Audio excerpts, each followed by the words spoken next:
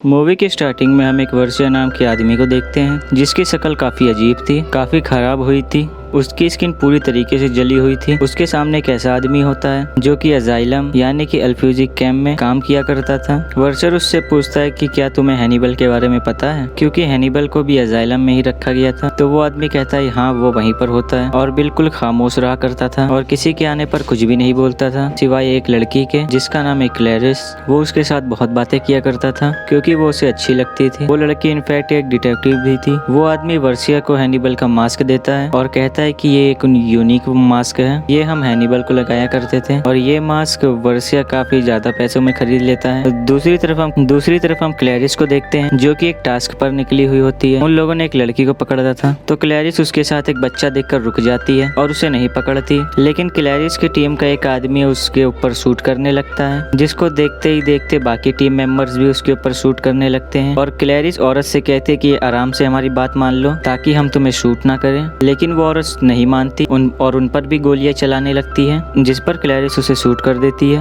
और वो मर जाती है। फिर क्लैरिस उसके पास जाती है और वो बच्चा उठाती है। वो उस पर लगा खून साफ करने लगती है और रोने लगती है कि एक छोटे से बच्चे की माँ मैंने उससे छीन ली। अगले दिन मीटिंग में सब के सब क्लैरिस को कम अकल कह रहे होते हैं, लेकिन क्लैरिस कहती है मैंने ये ऑर्डर दिया ही नहीं था कि उस पर गोलियां चलाओ। तभी वहाँ पर एक आदमी आता है और क्लैरिस से कहता है कि आपसे वर्षर मिलना चाहता है। इनफैक्ट वर्षर हैनिबल का चौथा विक्टिम था, यानी कि वो चौथा इंसान जिस पर हैनिबल ने अपने एक्सपेरिमेंट्स किए और उन सब के साथ बुरा किया। क्लैरिस को भी यही खतरा था कि वो मुझसे क्यों मिलना चाहता है और मुझसे क्या कहना चाहता है। और वो आदमी उससे कहता है कि तुम परेशान ना, उसके पास हैनिबल के बारे में कोई इन्फॉर्मेशन है जो वो तुमसे शेयर करना चाहता है, इजी रहना। तभी वहाँ पर एक ऑफिसर बैठा होता है जो कि क्लैरिस को बुरी नजर से देख रहा था। वो उससे कहता है कि तुम हैनिबल के केस पर दोबारा से इन्वेस्टिगेशन शुरू करो, अगर तुम पर कोई उंगली उठाएगा तो उसे देखना हमारा काम है। इसके बाद क्लैरिस वहाँ से चली जाती है और फिर वो जाती वर्षर के आलीशान बहुत बड़े घर में। वहाँ पर जाकर वो वर्षर से मिलती है। वर्षर एक बेड पर लेटा होता है। क्लैरिस उससे जाकर कहती है कि तुम्हारे मुंह का हाल ये किसने किया और कैसे हुआ ये सब, और वो कहता है कि तुम तो ये जानती हो कि मेरा ये हाल हैनिबल ही कर सकता है। लकीली मैं बच गया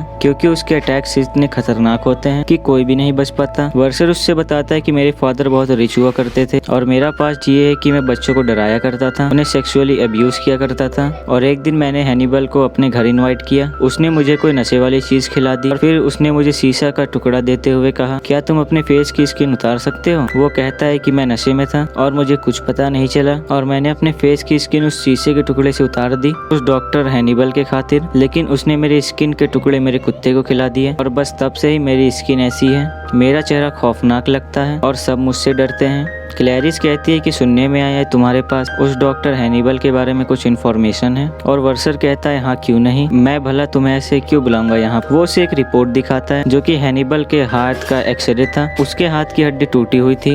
वर्षर क्लैरिस से कहता है कि बस तुम्हारे पास ये रिपोर्ट है और बस इससे तुमको हैनिबल का पता लगाना है कि वो कहाँ पर है। दरअसल मैं उससे अपना सब बदला लेना चाहता हूँ। मैंने तुम्हें भी यहाँ दरअसल इसीलिए बुलाया था कि तुम उसका पता लगा सको और मैं उससे अपना बदला ले सकूँ। वर्षर क्लैरिस को पसंद किया करता था और वो ये भी जानता था कि क्लैरिस उसे हैनिबल तक पहुंचा सकती है। उसे क्लैरिस पर ट्रस्ट भी तो था। क्लैरिस इन सब पर इन्वेस्टिगेशन करती है। उसे पता चलता है कि हैनिबल ने एक नर्स का काट कर खा लिया था और उस नर्स ने उसे रोकने की कोशिश की थी जिसकी वजह से उसका हाथ टूट गया।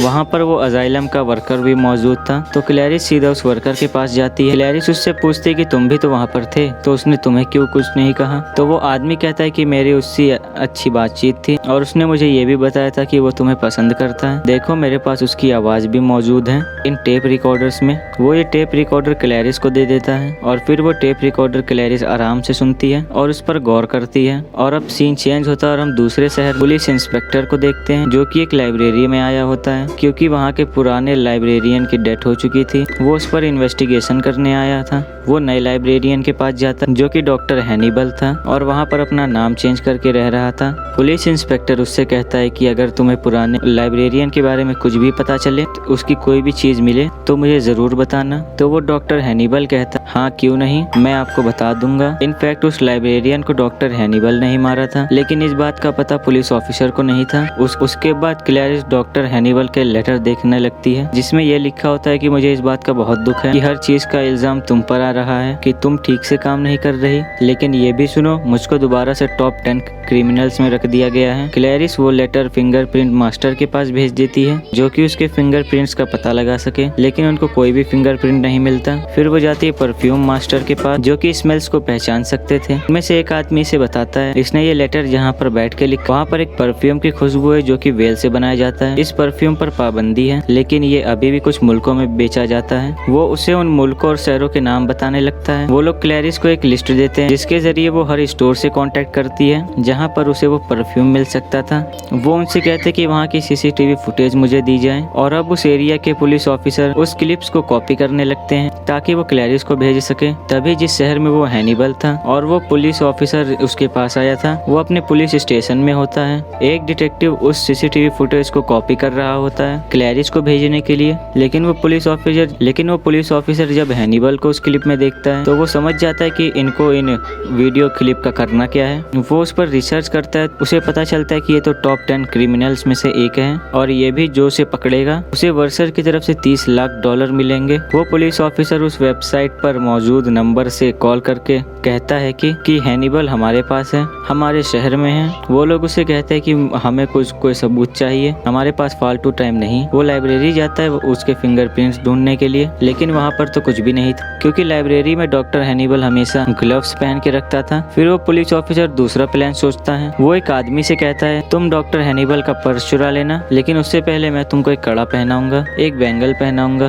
तो जब तुम उसका पर्स चुरा रहे होगे तो वो तुम्हारा हाथ पकड़ने की कोशिश करेगा और उसके फिंगरप्रिंट इस बैंगल पे आ जाएंगे और वो चोर अब डॉक्टर हैनिबल के पीछे पीछे जाने लगता है और वो उसका पर्स चुरा ले। प्लान के मुताबिक हैनिबल उसका हाथ पकड़ लेता है जिसकी वजह से वो फिंगरप्रिंट उसके बैंगल पर आ जाते हैं, लेकिन इसके बाद वो उस चोर को ही मार डालता है। वहाँ का पुलिस ऑफिसर वहाँ पर आता है, उसका बैंगल उतार कर वर्सर को भेज देता है ताकि वो लोगों को पता चल सके कि ये वाकई हैनिबल्स के फिंगरप्रिंट है और ये सच कह रहा है। वो लोग काफी खुश होते हैं कि हैनिबल का पता लग गया। उस आदमी को यानी कि उस पुलिस ऑफिसर को वो रिवॉर्ड दे देते हैं और वर्सर के कुछ साथी उस पुलिस ऑफिसर से मिलने के लिए आते हैं और कहते हैं कि तुम्हारा काम अब हो गया और अब अपने पैसे तुम ले लो। वो पुलिस ऑफिसर कहता है कि नहीं, मैं आपके साथ मिल के उसे ढूंढना चाहता हूँ, उसे गिरफ्तार करवाना चाहता हूँ। अगले दिन वो पुलिस ऑफिसर अपनी वाइफ के साथ एक इवेंट में जाता है, वहाँ पर हैनिबल भी होता है। इवेंट के एंड पर जब वो पुलिस ऑफिसर की वाइफ को देखता है उसका दिल चाहता है कि वो इसे खा ले क्योंकि वो था एक कैनिबल जो कि इंसानों का गोश्त खाया करता था। उसका तो नाम भी कैनिबल से मिलता था, लेकिन पुलिस ऑफिसर उसकी नीयत समझ जाता है और अपनी बीवी से जाने का कहता है उसके पास। और वहाँ क्लैरिस के पास सीसीटीवी फुटेज पहुंच चुकी थी। वो उसे देखती है तो उसे पता चल जाता है कि हैनिबल कहाँ पर है। क्लैरिस ये भी नोट करती है किसी पुलिस ऑफिसर ने उनकी वेबसाइट पर बार बार लॉग इन किया है हैनिबल को सर्च करने के लिए और वो समझ जाती है कि इसके पास हैनिबल से रिलेटेड कोई ना कोई इन्फॉर्मेशन जरूर है। वो उसे कॉल करके कहती है तुम वर्सर के लिए काम कर रहे हो ना ताकि तुम्हें पैसे मिल सके, तो तुम गलत कर रहे हो क्योंकि हम कब से कोशिश कर रहे हैं हैनिबल को पकड़ने के लिए। वो बहुत खतरनाक मुजरिम है, उसे हमें पकड़ना चाहिए। लेकिन वो पुलिस ऑफिसर उसकी बात नहीं सुनता, चला जाता है हैनिबल को पकड़ने के लिए। लेकिन वहाँ पहुँचते ही उसका प्लान उस पर उल्टा पड़ जाता है और हैनिबल उसे पकड़ लेता है। और तभी उसके पास क्लैरिस की भी कॉल आती है जो कि हैनिबल रिसीव करता है और कहता है कि फोन मेरे पास है और मैं अब इस पुलिस ऑफिसर को मारने लगा हूँ। और इसी के साथ वो उस पुलिस ऑफिसर को जान से मार देता है। हैनिबल वर्सर के एक और आदमी को मार देता है और वहाँ से भाग जाता है। जब वर्सर को ये पता चलता है तो उसे बहुत गुस्सा आता है। उसके पास एक प्लान आता है। वो उस पुलिस ऑफिसर से कांटेक्ट करता है जो कि क्लैरिस पर बुरी नजर रखता था। वो उससे कहता है कि तुम क्लैरिस पर एक इल्जाम लगाओगे, उसे नौकरी से निकलवा के मेरे रास्ते से भी हटवाओगे क्योंकि हैनिबल क्लैरिस से बहुत प्यार करता है, तो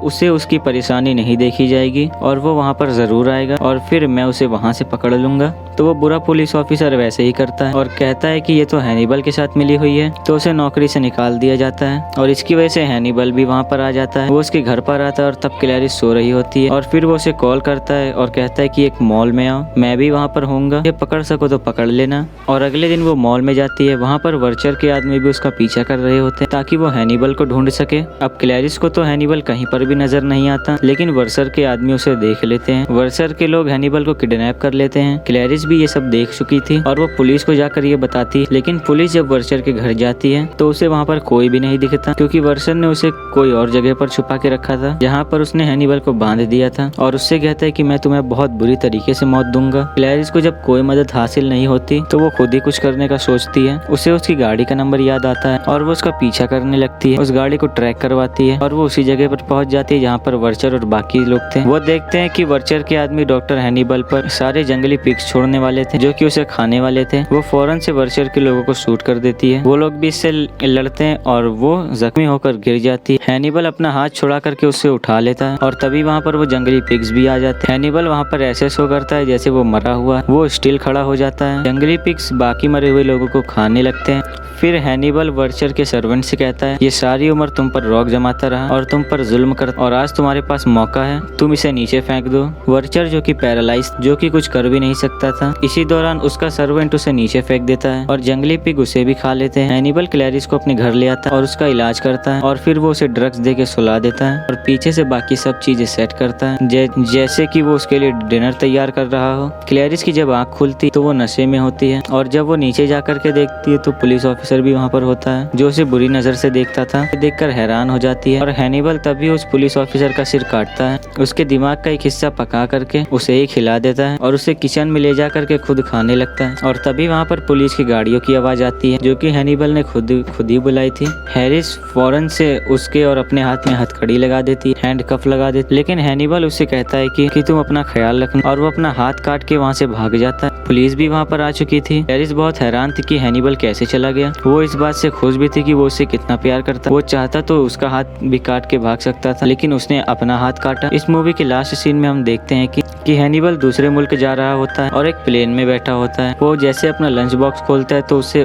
उसी पुलिस ऑफिसर का दिमाग वो उसे खाने लगता है। उसके पास बैठा बच्चा भी दिमाग मांगता है कि मुझे भी देना खाने के लिए, तो हैनिबल उसे भी एक टुकड़ा खिला देता है और इसी के साथ ये मूवी यहीं पर एंड हो जाती है। गाइस, अगर आपको हमारी वीडियो अच्छी लगी तो वीडियो लाइक कीजिए, चैनल को सब्सक्राइब कीजिए और बेल आइकन को दबाना ना भूलें। और अगर आपको अपने मनपसंद टॉपिक के ऊपर वीडियो बनवाना है तो आप कमेंट भी कर सकते हैं। तब तक के लिए गुड बाय।